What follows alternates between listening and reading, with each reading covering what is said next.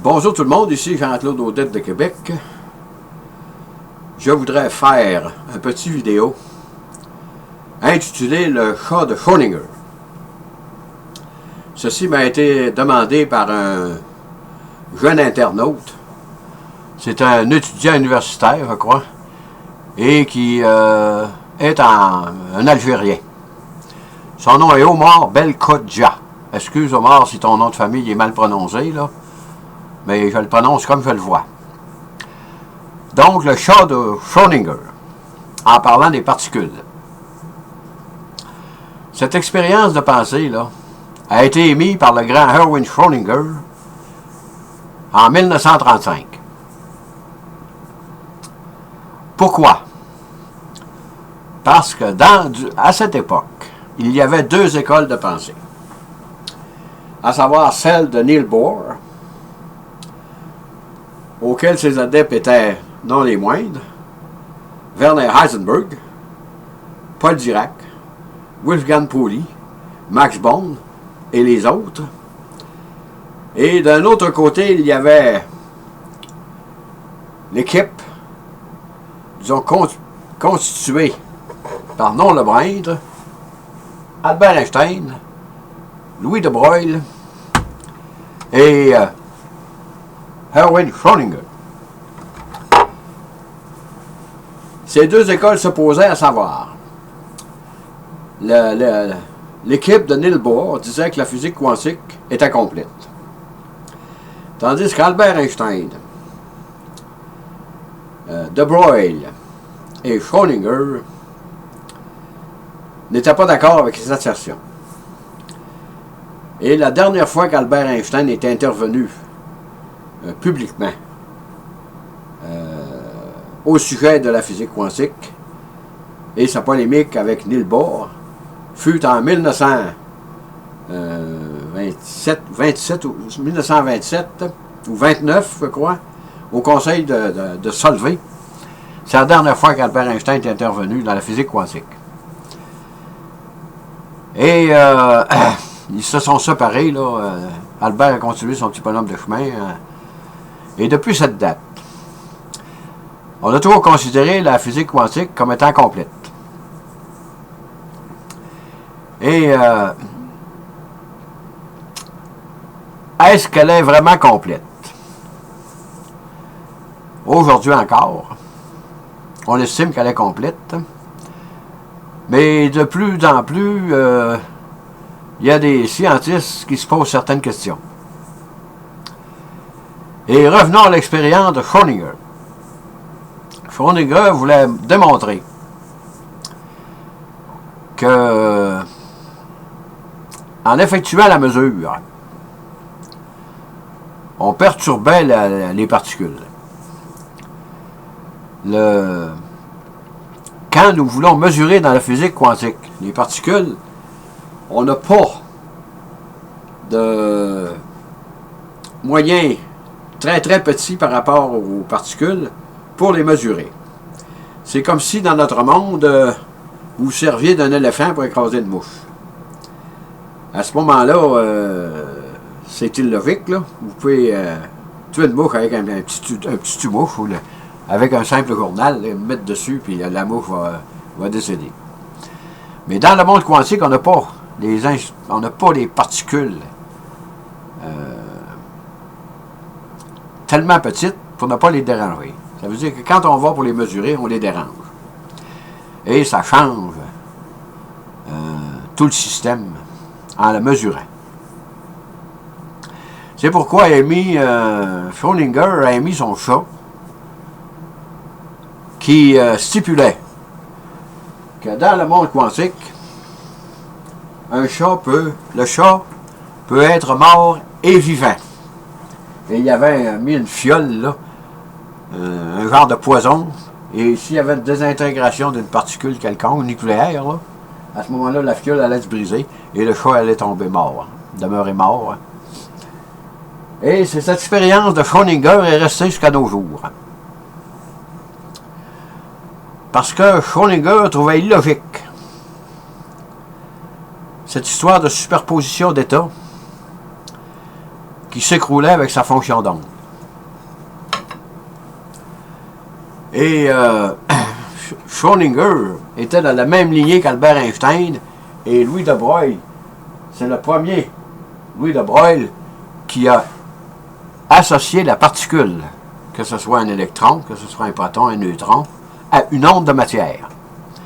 Chaque particule subatomique est animée, est composée d'une particule et d'une onde de matière. On spécifie onde de matière parce qu'on ne l'a jamais vu.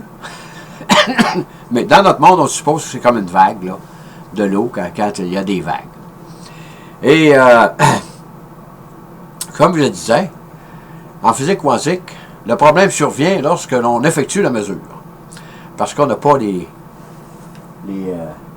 photons ou les particules infiniment, mettons des milliards de fois plus petites qu'un électron pour aller voir qu'est-ce qui se passe sans les déranger.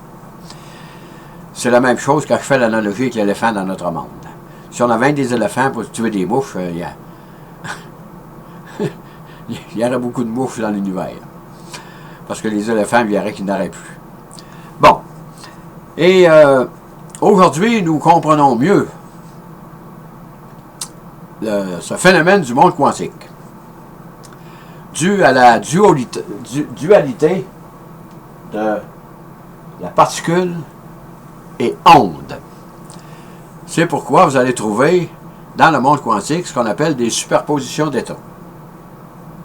Autrement dit, une particule peut avoir deux niveaux d'énergie. Elle peut avoir une énergie basse, elle peut avoir une énergie haute, en même temps. Et une particule peut être située à deux endroits différents en même temps.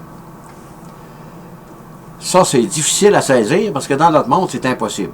C'est comme si vous me téléphoniez puis vous me demandiez, Omar qui m'appelle, disons, le petit Omar de l'Algérie, me demande ce que je fais. Je lui réponds, je suis étendu sur mon divan dans le salon et je suis après bêcher mon jardin. Deux niveaux d'énergie. Là, il va me dire, ça n'a pas de bon sens cette affaire-là.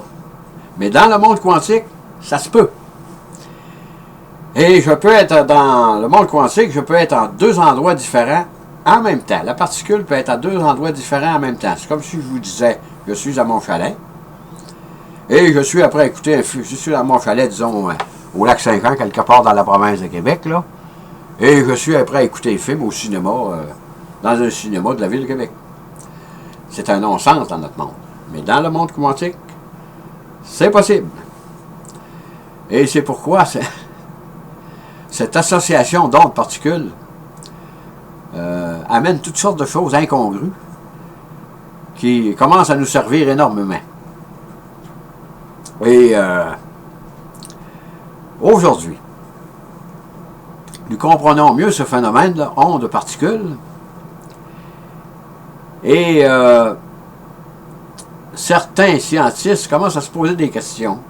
Parce qu'avec les expériences qu'on se pose, on a toujours dit avant mettons peut-être l'an 2000, là, que la fonction d'onde de Schrödinger s'écoulerait. Quand on va voir à l'intérieur de la boîte, là, mettons j'ai une boîte ici comme ça, là vous savez qu'il y a un chat mort. Il peut y avoir un chat mort, là-dedans il y a un chat vivant. Dans le monde quantique, ça se peut. Mais si j'ouvre la boîte, qu'est-ce qui se passe? À ce moment-là, la fonction d'onde de Schrödinger s'écroule et il n'y a seulement qu'un état qui va apparaître. Le chat va être mort ou il va être vivant, mais pas les deux. Mais aujourd'hui, avec le raffinement des expériences, on commence à s'apercevoir que peut-être l'école de Copenhague n'avait pas 100% raison. Parce que certaines expériences nous montrent qu'on a pu suivre quelques instants la particule lorsqu'on fait une expérience sur elle. Donc, si la particule, on peut la suivre, ça veut dire que l'onde de Schrödinger existe encore. Mais ça, c'est encore une supposition. Mais avec l'avancement de la physique quantique, peut-être que l'école de Copenhague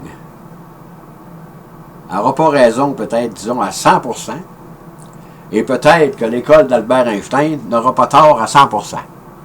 Autrement dit, cette dualité fait que si je parle de la particule, je peux vous dire certaines choses. Et si je vous parle d'une onde, je peux vous dire d'autres choses sur le même phénomène. Parce qu'on sait que la particule, quand elle agit comme une onde, elle va exploiter tous les chemins possibles. Elle va autrement dit, tenter d'utiliser, voir tous les chemins possibles où elle peut passer. De toute façon, c'était pour donner un peu une petite idée du chat de Schrödinger. Ici, voyez-vous, ça c'est bien représenté, c'est un film. C'est un genre de film fait par une caméra, puis on dirait qu'à certains endroits, le film se dédouble. Ça, c'est les superpositions d'état, dues à l'onde pilote de De Broglie avec son train d'onde. Que les ondes, quand vous regardez des fois sur un petit lac, vous allez avoir peut-être des ondes qui s'additionnent. À ce moment-là, mettons qu'elle est ça de haute, whoop, elle va entrer en concordance de force, puis elle va être un peu plus haute. Tandis qu'il y en a d'autres qui vont, mettons, s'en va de même, d'un coup, elle tombe à rien. Parce que l'autre, là, va annuler, elle va arriver dans le pic, puis l'autre, elle va arriver dans le trou, dans le creux. Donc, s'ils sont la même hauteur, ça va s'annuler. Et l'eau va devenir plate. C'est un peu comme ça que ça marche dans le monde quantique. C'est sûr que faut faire des analogies avec notre monde, là. Parce qu'on ne peut pas y aller voir qu'est-ce qui se passe vraiment à l'intérieur du monde quantique, là. On le fait avec des expériences, et de plus en plus, les expériences se raffinent, là. Et probablement que ça va nous amener tout ce fabuleux monde de la physique quantique va nous amener toutes sortes de choses, là, dont on n'ose même pas supposer que ça puisse exister. Sur ce, j'espère, M. Omar, que mon petit vidéo va t'aider à comprendre l'histoire du chat de Schrödinger. Et en terminant, je vous dis bonne écoute, merci et à la prochaine.